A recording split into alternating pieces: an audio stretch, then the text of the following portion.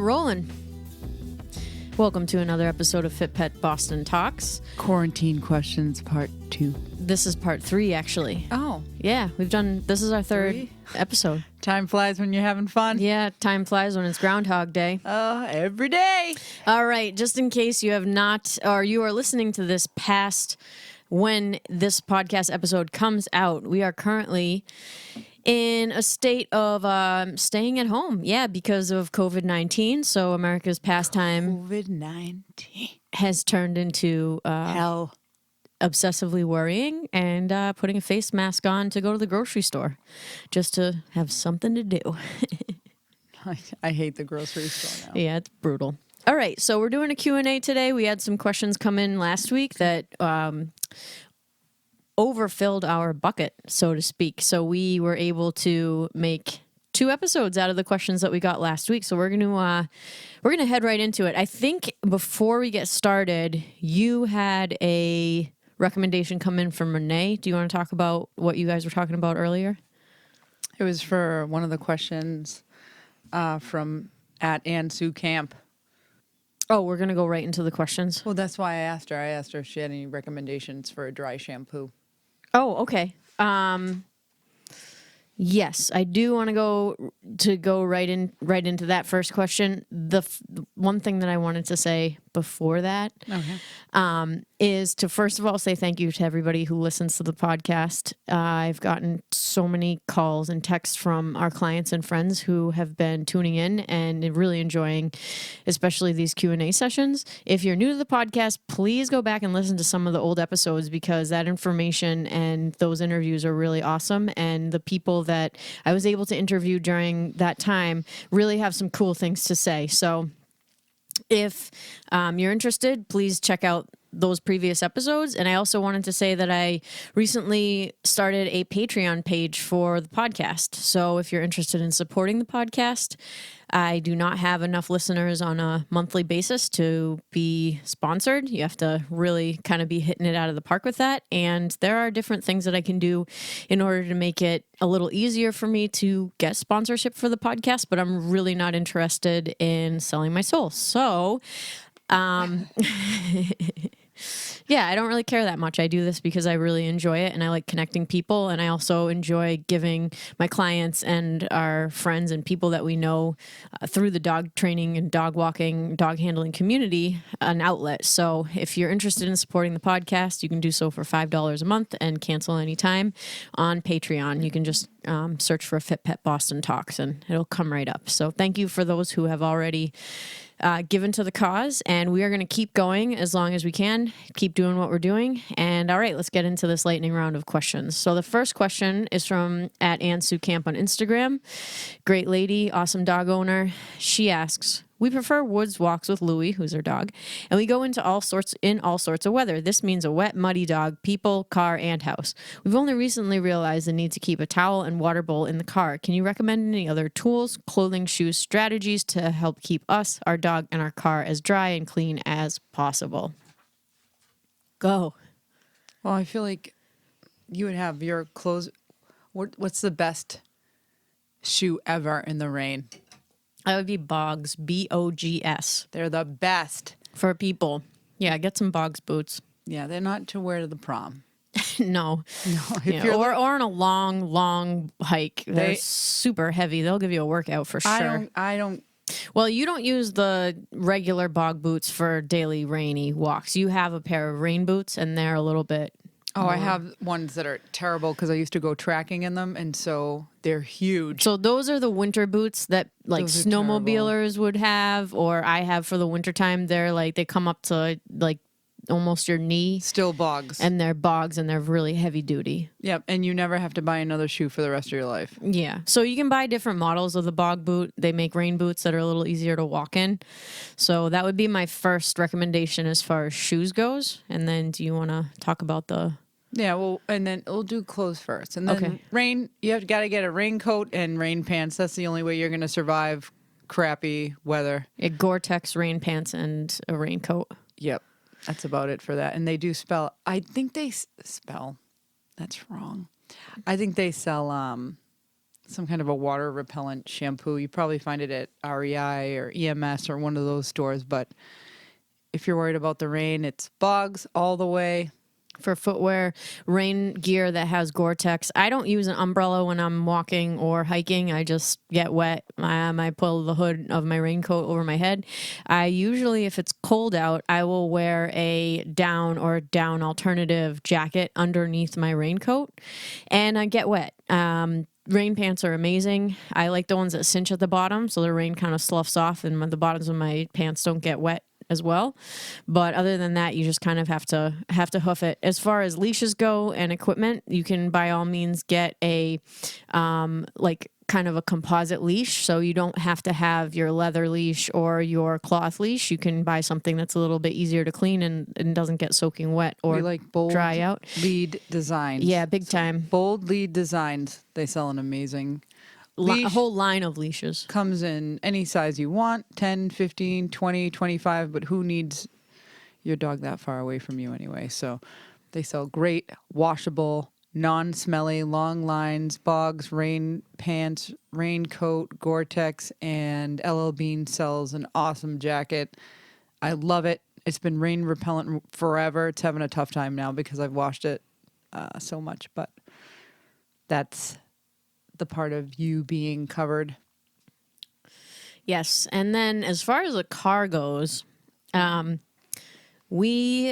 you go on Facebook, there are groups for dog people who outfit their vehicles. And it is a long-standing issue that there really isn't a car that's outfitted well for a dog. Except the Honda Element, and they that don't they make no longer that anymore. make. Right. And the reason being is because... They suck. Who sucks? Not the Element. Car manufacturers, Why right? would they make it? Well, this drives me crazy. So we got rid of carpet in our homes. We don't have carpet anymore because we realized that it traps bacteria and germs and dirt, and it's hard to clean, and it fades, and it's ugly. Allergies, and it's nasty germs. Still is in our cars for some reason. So they haven't gotten rid of it in our vehicles. And it is very frustrating because those of us that have vehicles that don't have carpet realize how easy it is to clean. The way I get around it in my car, I have a WeatherTech. Really, it's an outfit for the entire back of my van. I don't have any seating. If you're a dog person and you don't need seating, get rid of the seats. Because you don't have a lot of friends. So Yeah. if you go someplace, you don't need any space for them. Yeah, if you have a second, I'm not even kidding. Even if you just have one dog, right? Specifically for Andrea, right? I think that you guys probably have 2 cars. Outfit one for the dog, because why not? If you have another car that can, you can carry your friends around in or whatnot, you don't need that space. I'm serious, because for a lot of people, dogs are really their jam. A lot of my friends don't have kids; they have dogs. Why are you not outfitting your car to accommodate the fact that, you like spending more time with your dog than you do with your family? That's fine. We have a problem because neither of our cars have back seats, so we always have to borrow somebody else's if we have a third wheel. But I would do that if you can sacrifice some seat space for your dogs. Then you can outfit with a WeatherTech liner. They're awesome, whether it be for your feet or the back of your vehicle. And then one thing that will really, really cut down on the dirt is finding space to keep your dog in a crate when they are in your car. Yeah. So if you're able to, if you have a hatchback or a large back seat or whatever, and you can fit a cloth crate in there and keep your dog in there, that way the inside of the crate's getting dirty, but the whole rest of the car stays relatively clean when you have an outing that is a little bit messy. So those would be my recommendations for the car. I don't know if you had anything else to add. Yeah, if I had to get so my car is a Honda Element, so it doesn't have any carpet on the bottom. If I had to buy another car that has carpet, which that seems to be my only option, I'd probably get a sheet. I'm a clean freak, so I'd probably get a sheet of plastic, like Dexter style, if you've ever watched the show. I'd lay that on the bottom, and then I'd probably use the same rubber flooring I have for the dogs, and I'd lay that in the back of my car, and that's how I would outfit it. I think that. But then again, it would only be a dog car, and I wouldn't be able to put those back seats back in. So if I get another car, that's what I'm going to have to do. You can also buy covers. You can buy waterproof covers for all your car. There's a ton of websites out there. I did check out one site, Sue, and it's cargoliner.com, and they look diesel. So they cover from front to back and everywhere. So this way you can just rip that out and wash it. So that's what I would try. I'd try cargoliner.com, and then, or my Dexter, and then lay a piece of rubber down, because you can just wipe that down and it won't hold any smell. And if you put the plastic down, it won't get on the carpet. And the only car I think the FJ Cruiser had no carpeting too. And then Subaru Outback is now making waterproof seats only. Yeah, they still have the carpet in the rear, and then they sell the WeatherTech to adhere to the back of the seat. In the hatchback you have to get area. it. It's a freaking hustle. There was the guy at the Toyota dealership. We went to go test drive a 4Runner. So we're like, oh, these cars are great. This thing's covered in carpet. The guy looks at me, he's like, you can take a pumice stone with the dog hair, and you can take the pumice stone and get. I'm like, how about you just make it the right way, so I don't need to take a pumice stone to the back, which isn't going to work. Like, maybe it was a utility vehicle. Yeah, it's very, very frustrating, because these vehicles were not made to. I don't know what they were made for. I don't get a car to lounge in. No, me neither. I get it. It's going to go to the woods and the field. Do its thing. My van gets absolutely disgusting. It does. It's a little smell. Yeah. And I have it all outfitted in the back, and I clean it, I think, more regularly than a lot of dog people, but it does not take much for it to get, like, real gross. So, all right, let's move on here. Great question, Andrea, as well. Oh, and I had two others. Please go in on. My head. All right, continuing question. One, if you think your uno. dog is nasty, then I asked Renee from Transformation Spa. You did an interview with her. I said, do you have a dry shampoo you would recommend? And she said, don't get excited, hold on. Artero, Artero, makes a dry shampoo called Speed. And I stand by every product of theirs that I use. She does use their leave-in sprays and cream conditioners and tear stain remover and dematting spray, as well as their brushes and clipper blades. So you could get a dry shampoo. And also, when I had 3 dogs and I wasn't training dogs all day, I was getting frustrated with paying a price for like a drop-in dog wash. So I bought a dryer online, and I do like the Metrovac dryers. So yeah, even for ticks too. So after I'd come out of the woods, I would start, I would blow the dog's fur and comb it out to make sure there weren't any ticks in it. Just make sure that your electrical outlet can support the dryer so you don't overload the circuit, because some of them are professional. You need a special circuit. So that's all. Yep. Some good tips. Thanks, honey. Okay. Diana from Pet Pocketbook at Pet Pocketbook on Instagram asks, what are some common struggles for dog walkers and trainers right now that we, meaning Pet Pocketbook, can help with? And Diana's a great lady. She's an exceptionally talented business person as well as communicator. And she runs a company that was an IT startup company here in Cambridge, and built a software program for dog walkers and dog trainers and day programs to make it easy to do scheduling and invoicing and payment kind of all in one place. And I've really appreciated getting to know her and also using her service, the service that she offers, and just a gigantic shout out to Diana. So they waived all their fees for the foreseeable future for their customers. So people who walk dogs and train dogs and do day programs and such aren't getting charged to use that service at this time, because I think Pet Pocketbook realized the majority of us are not working right now, and they can see that data, so it's easy for them to. That's awesome. Yeah, it is awesome. So it's easy for them to. Thanks, guys. Yeah, thank you. Conclude that this is a rough time for everybody, so we're trying to be as compassionate and philanthropic as possible. So thank you to Diana. So I think a common struggle for dog walkers and trainers, not right now, but kind of on the, on the whole timeline is just bookkeeping and administrative tasks. So I know especially for me, it is probably the thing that I like to do the least. So as I was thinking about this question, I think it would be cool to hear from people that are on the opposite end. So Diana is doing a lot of organizing and analyzing data and, reaching out to people. And she has this really huge source of data, and she knows kind of the things that, the things that we're dealing with on a regular basis on kind of a meta scale. But I think any type of tips and tricks to keep bookkeeping and administrative tasks on point at this time, or maybe ways that we can restructure our a way of kind of attacking the bookkeeping side of things would be helpful for, at least I know myself, it's something that I struggle with because I'm a hands-on person and I like to be working, and the administrative tasks that are associated with owning your own business. I feel like it's something that when you start a business, you're like, oh yeah, I'll do that. That'll be no problem. And then when you're in the middle of it, you're like, oh my God, I just worked all day and now I have to do all this book work. So that was the first thing that came to my mind. I don't know if you have anything, Laurie, on that one, but.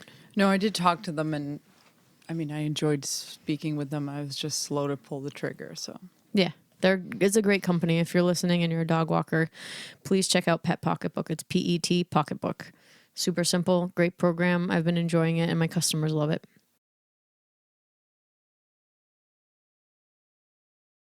Okay, the next question is from Michelle at Rube Roy on Instagram.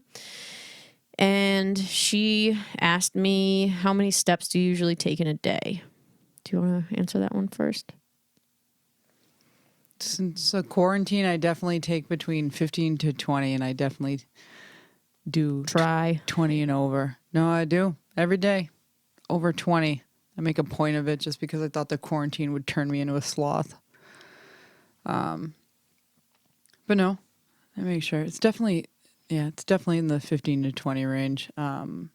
If it's a low day, it's 18. But I wear it from morning to night. Plus, I have an Apple Watch, so it checks it all the time. You don't have an Apple Watch, so I feel like yours is skewed, but I know you walk thousands. Yeah, tens. I do. So there's different ways to track your steps, and I think that it's a difficult thing to track because it depends on the app and what you're using. And, MyFitnessPal is what we use for food tracking and stuff like that, and it does track steps, I think, based on how much your phone is kind of moving. You have to carry your phone with you. Yeah, so you have to, and I don't. I just try not to. Yeah, I just don't have my phone on me all the time. Like if I'm working and, I'm walking a dog that might be a senior, I'm not going very far, it's bad weather. I have it hooked up to my Bluetooth in my car. I don't feel like taking it out and, carrying it with me. It's distracting. That's another thing about me and the phone when I'm walking dogs. Like I try not, especially if I'm on the street with multiple dogs. If I'm by myself with one dog, I have less of a problem with it. And I know that a big part of my job as a dog walker and trainer is sending footage to my clients. But if I'm handling multiple dogs, like I consider the phone to be a liability. I think that a lot of people think about it as like kind of like a safety net. Like, well, what if something terrible happens and you have to like call somebody? And like I've been walking dogs for 5 years and there's never been one single time where I'm just like, oh, there you go. You're jinxing it right now. We're quarantining and tapping the desk. But anyway, right. There hasn't been a single time where I've been like, oh, I need to take a picture of this or, whatever. And it is something that, if anything, people take pictures of me when I'm walking dogs. It drives me nuts. I see them. Who you, celebrity? No, I think it's just a novelty. If I have more than girl. 2 or 3 dogs and they're behaving, people like don't know what to do with themselves. It looks like, they just saw something completely novel. But anyway, so to get back to the question, I took your Fitbit and wore it for like 2 weeks straight just to kind of get a little bit of data and be able to tell like how many steps I was taking in a day. So during the week when I'm working, it's anywhere from like 20 to 30,000, which is like she's such a show off. But it's my job. It's 20 to 30. But it's my, yeah. But now I have to say that we're in this quarantine situation and working very little. I have some customers that are essential employees, so I've been working a little bit. We've been doing a little training. We've been doing a lot with our own dogs. It's nice. It is really nice. We have some puppies. We've been taking care of puppies and just kind of training them all day. Yeah, it's almost like circling the wagons and being able to like breathe, focus, be able to just really, it's not even so much about like, I hate to say this, but it's like not even so much about the dogs that we see every day, because I do feel like I give everything to my job when I'm doing it, but just to be able to be analytical about what I'm doing, take my time, you know, not worry about schedule so much has been really cool. But even with that, I walk during this quarantine 10 to 12,000 steps a day. Like that's it. I try to hit 10,000 steps during the quarantine. And if I do, I consider that to be a good day, because that's, you know, that's the goal. And then when I'm working, it's ridiculous. It is ridiculous, between like 20 and 30,000, if not. There's been a bunch of days that have gone over that, but I would consider those to be an anomaly. And also, I use the Fitbit to track. Yeah, even when I'm working, I'm 15 to 20. So I just hold at that number. Yeah, because you do hold a lot it of 20 to 30. Too. Yeah. Sometimes you're going so slow because you're training a dog to walk, so you're not covering mileage. You're kind of just waiting for the dog to focus on you. And totally. We have a video we did today. We did have a video we did today. I uploaded it. I'm kind of excited about share that. It with you too. Yeah, dog looks good. You look good. Everything was good. Puppy on a leash. It's just nice to have a puppy because people can see you screw up. Yeah. Everybody wants to see the trainer screw up.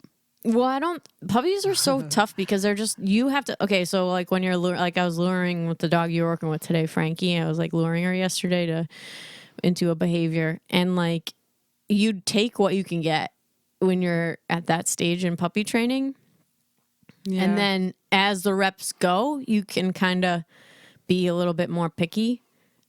Frankie, I put an easy walk harness on. Yeah, but it's great to work with a puppy, but at the same time, it really shows how many mistakes are made. But at the same time, I think if you can train a puppy to do everything that it should know how to do at 4 months old, like, you have a great dog. I really love puppies. Yeah. Anyway, we digress. All right, great question, Michelle. Thanks, Michelle. Next question is from @DanielleFowler1. How quickly should you introduce your dog/puppy to a new trick? I think you should wait. She just waved at me. Go ahead, Lori. I think that you should wait to teach a dog tricks. I think that you should wait for basic obedience to be pretty solid before you go for the trick, because you'll have a dog that you say sit and down and they're trying to throw their paw at you and they start clawing at your leg. And the reason the paw trick becomes so... The reason they keep doing the paw is because people think it's so cute, so they keep rewarding it, but you can't get any other behavior like a sit or a down without the dog clawing you. And it's so annoying. To me, it's very annoying. So I wait until my sits and downs, long sits, long downs, and healing are beautiful. And then I introduce tricks very carefully. I do one trick at a time. I think it's because maybe that's how I approach life. It's like one thing at a time. Otherwise, I'll get overwhelmed and jump. So I do one thing at a time. And I think with puppies, get your obedience down, your sits, your downs, your recalls, your pay attention. A lot of the times we joke, and like, especially with Melissa, like, oh, what does your dog know?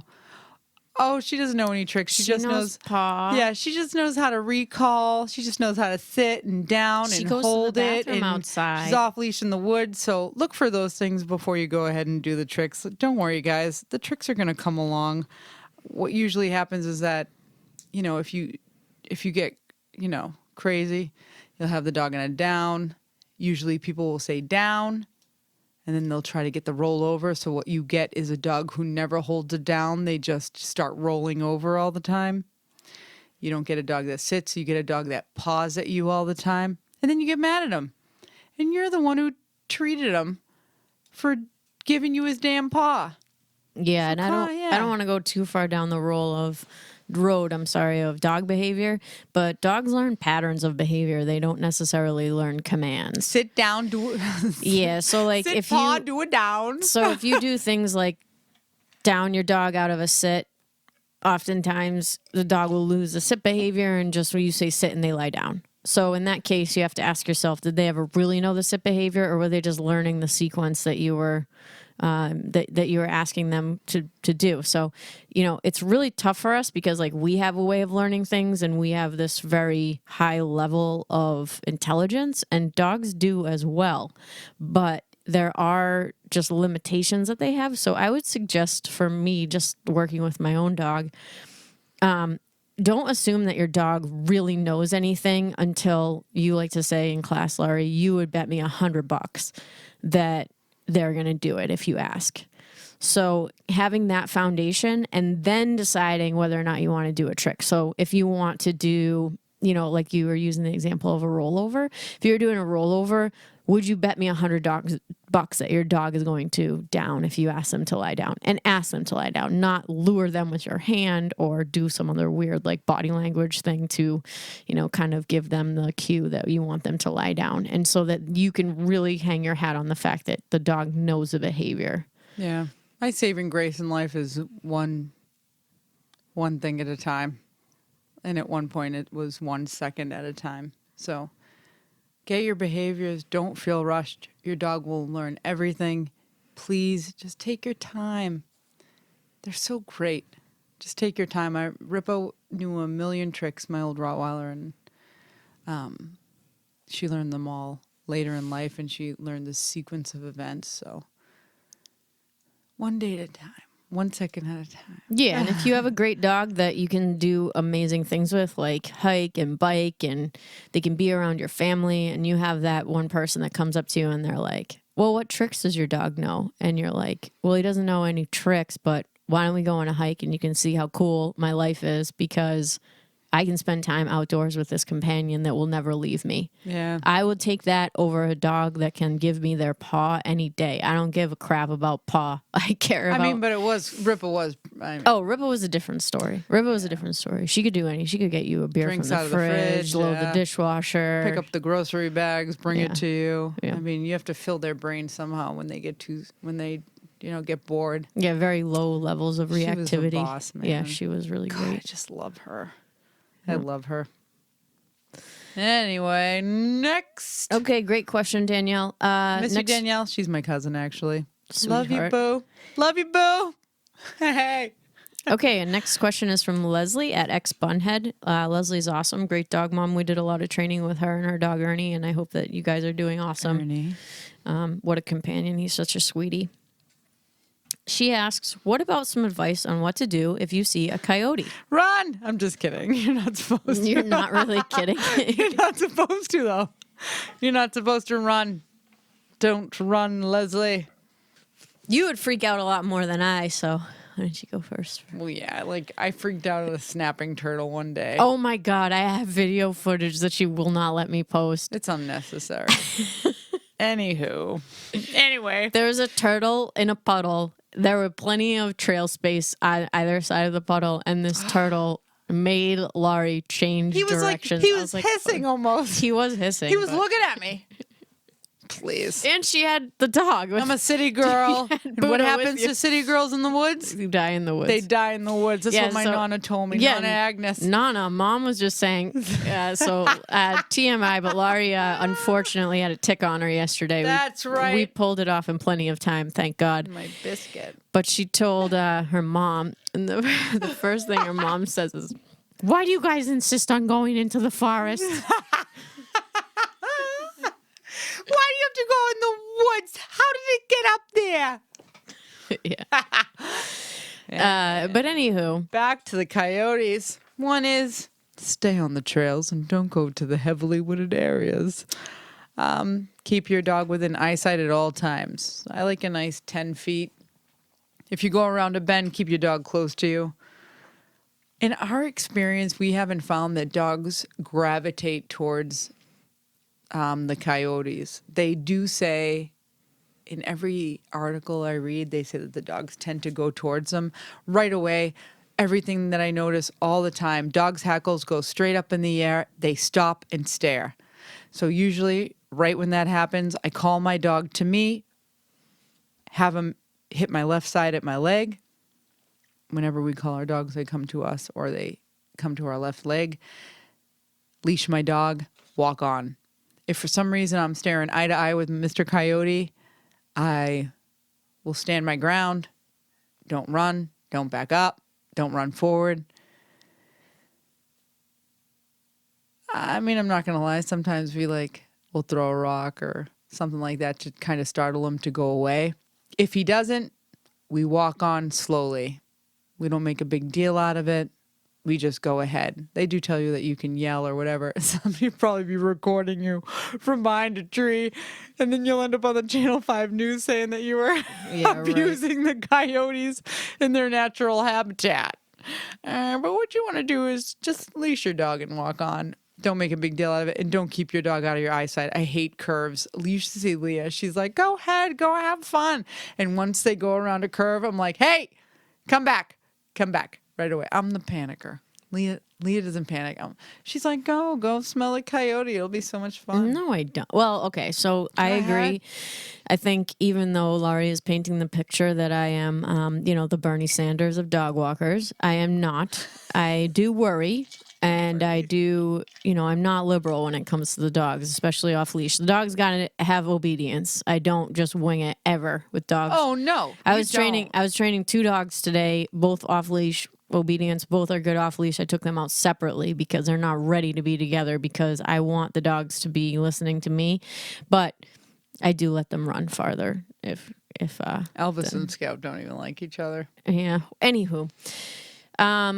So what do I do if I see a coyote? So the times that I've seen a coyote with a dog is the scenario is exactly as Laurie described. So the dogs freeze and stare. I have not had a dog, and it's been at least 5 examples where I've met a coyote either in the distance or close. I haven't. You have.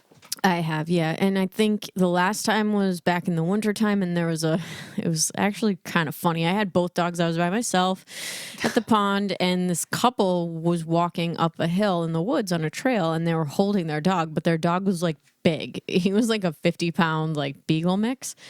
And the woman's holding the dog in her arms, and I was like, oh, that looks uncomfortable. And I actually said that to her. I'm like, oh, it's that doesn't look like the fun. The snobby dog trainer. Yeah. And, carrying a dog, are you? Look at my dog. Well, I thought that the dog might have been injured, but then she said, there's a coyote up ahead. And I said, okay, well, you probably scared it away, didn't you? And the guy was like, oh, she was in the middle of the trail.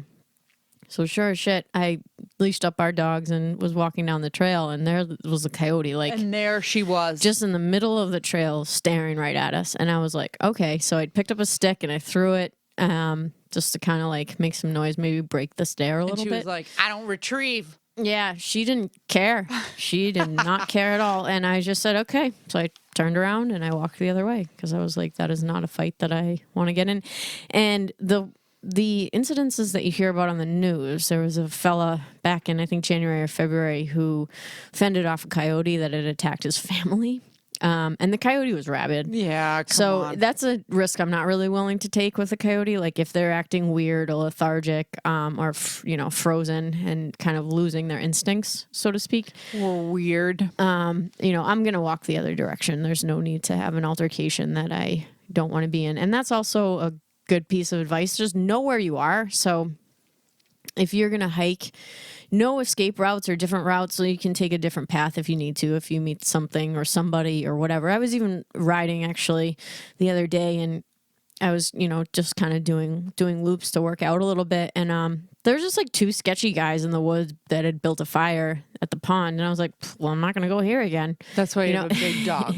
Yeah. So it's you have to know your surroundings, know how to, get out of a situation if you need to be in it, if you're in the woods, and know your escape routes and stuff like that. So great question though. So anyway, kind of to recap, it is okay to change directions. Don't freak out. Carry a spray as well. So if I'm by myself, I usually do carry a pet corrector spray. You can get a pet corrector spray with mace, and you can get that on Amazon. So you don't have to have some type of special license or need to go to Walmart and, show your ID or whatever. They make pet corrector spray with mace for that exact reason. If you come in contact with an animal, so it's a very small investment, and I am I will go into the woods or on a walk with dogs with as much equipment as I need. So I never am self-conscious about what I have on me, as long as safety is a huge priority for me. So great question, Leslie.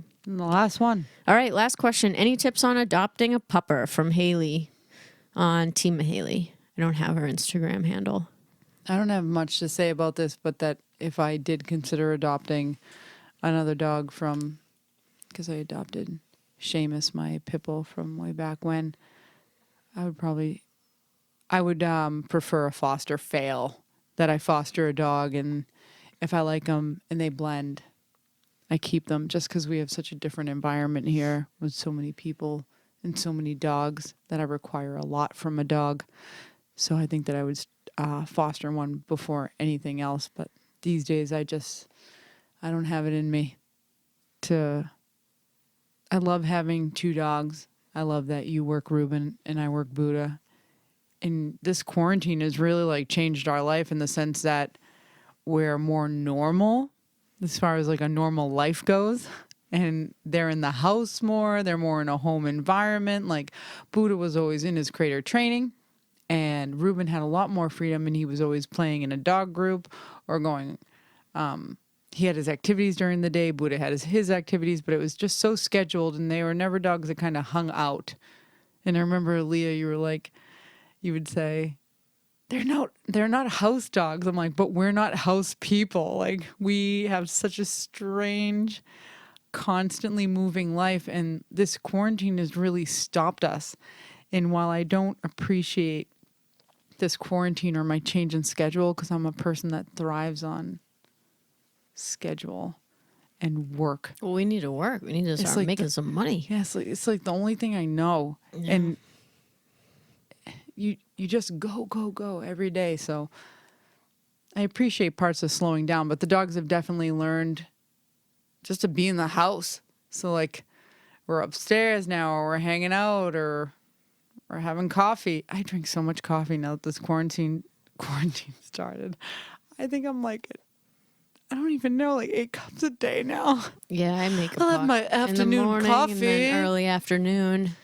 Anyway, what were we talking about? Oh, adopting a dog. Okay. Anyway, so yes, I would be a foster fail. Right now, I'm just not ready to take on another dog or even foster one, but take it over, Leah. Go ahead.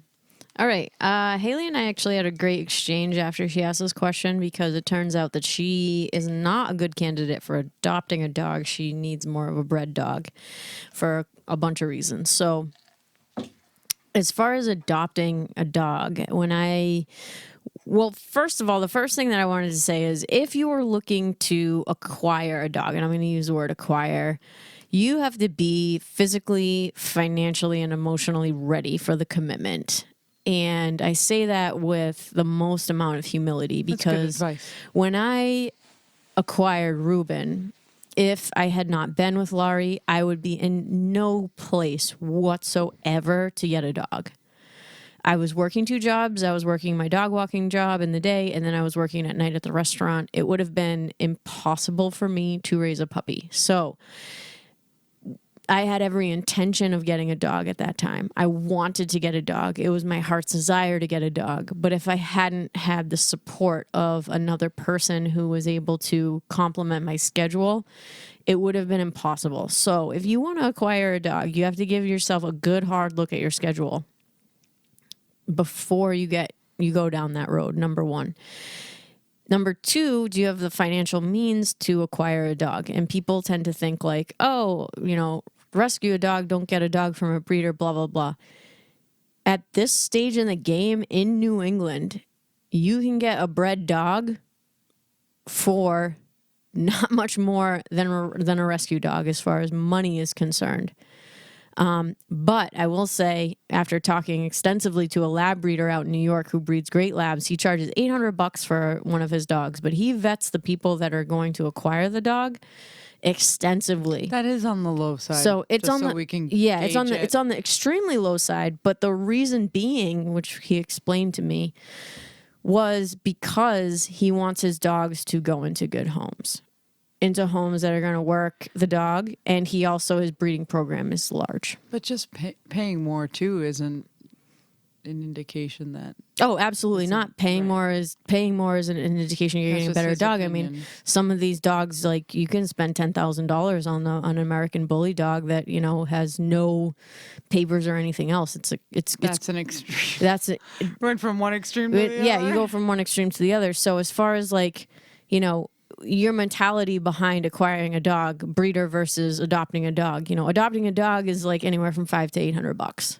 So if you have to adopt the dog, pay the fees, then get the dog spayed or neutered, or you pay outright for the dog, all the fees, etc. Up to $2,000. Yeah, purebred. Yeah, purebred. You're looking at like $200 to $2,500 is whatever. If you go above that, it's getting a little crazy, people. Yeah, I think that unless you're getting a trained dog from another country, or you're looking at a police dog, or you're in some a different sort of stud you're dog.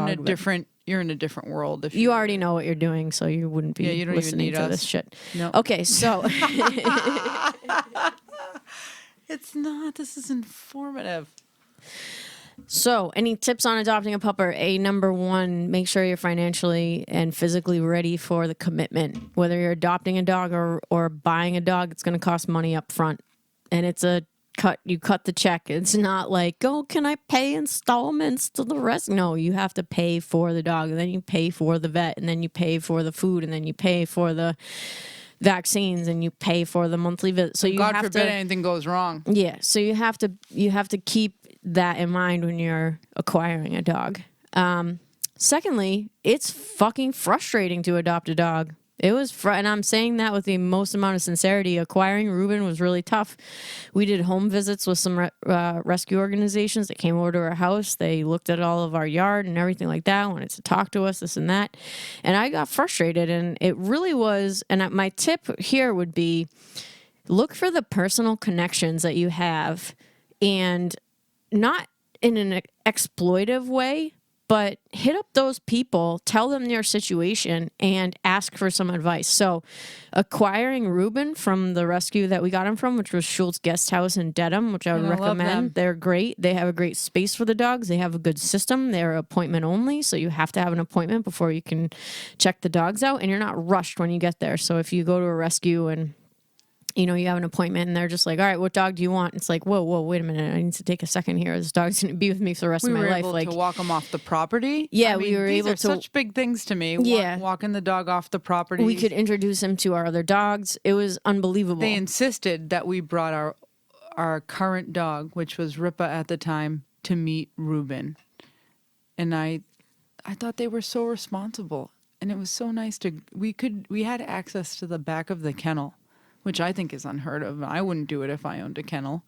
I would probably just bring out the dogs that I wanted the people to see. I really enjoyed them. I agree, and the person who was helping us was awesome. But that connection was made through somebody who I knew. So it was actually Lauren Barbo, who I interviewed early on in the podcast. She connected me with the administrators at Schultz, and that opened a door because they knew that it was a no-brainer. It was a slam dunk. It didn't matter what dog we took home. It was going to be a successful adoption, and that's their number one priority. So from a rescue point of view, their number one priority, if it's not, it should be, is successful adoptions. So having that be the kind of backbone for what their expectations are made it easy for us to walk through the door once it was open. So if you're ready to adopt a dog, like you have all your ducks in a row and you're ready, start hitting up the people that that are involved in that scene. And we have social media at our bedside. We have, contacts galore, and start following some of these rescues on social media. Start liking their stuff. Start commenting on their dogs. Start asking questions about their dogs. Even if you're not necessarily looking for that particular dog, you can get an idea of how they operate, how organized they are, what type of dogs they're having that are coming through their rescue. And it's a good thing because we have all this information that back in the day, you went to Buddy Dog in Sudbury and just hoped for the best. Everybody in this whole area got their dog from Buddy Dog.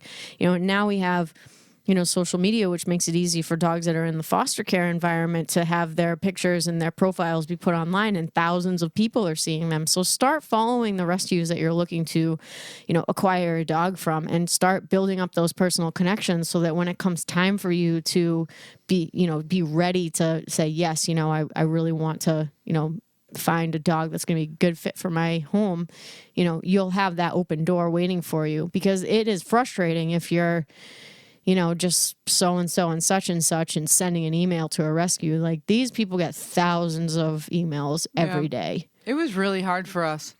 It was very hard. Man, two dog trainers, 2 fenced in yards, and somebody that stays home all day. I mean, I was almost shunned. I couldn't believe it. It was really hard. And our story is not like some other people that I spoke to. They had a similar experience, but I understand the need to vet somebody so heavily. You did a podcast with Lauren, and she made a good point that you don't have to go to a huge rescue. What did she say? I can't remember what you're referring to. I'm so sorry. It was just in that podcast. She said you don't have to go to these huge, some of the bigger organizations. Yeah, I'll have to do some back listening on that as well. There are some others. Who does Melissa help? Sweet Paws, Great Dog Rescue New England. There's tons of them in this area. There are smaller organizations than the huge ones at like Pet Finder. You on petfinder.com. Try to find the smaller groups of people as well. And please think about what kind of dog that you want.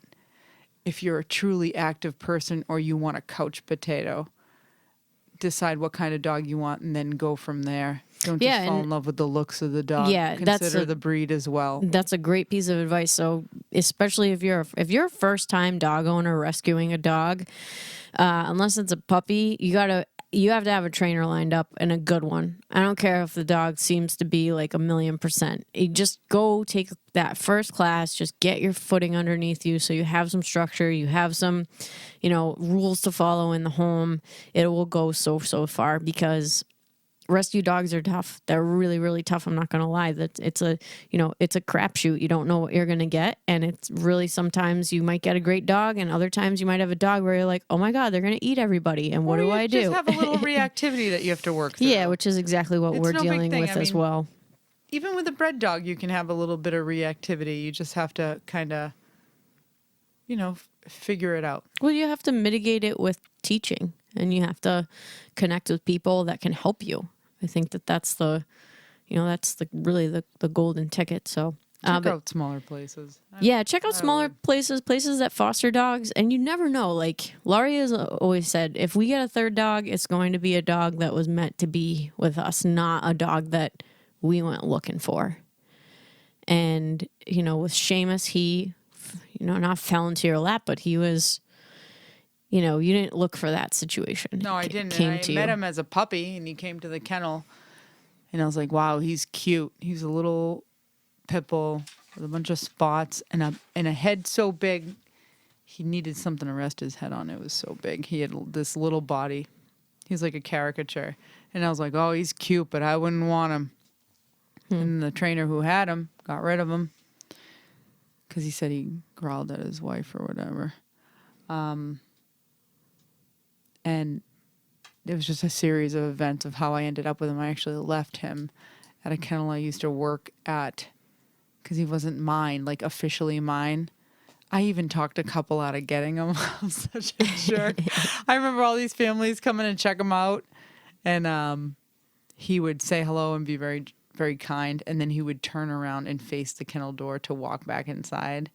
And then he seemed like this very aloof dog, which he wasn't. Anyway, I ended up going back to the kennel and getting him because he was staying in the room that I stayed in. Kennel number 4. And that was it.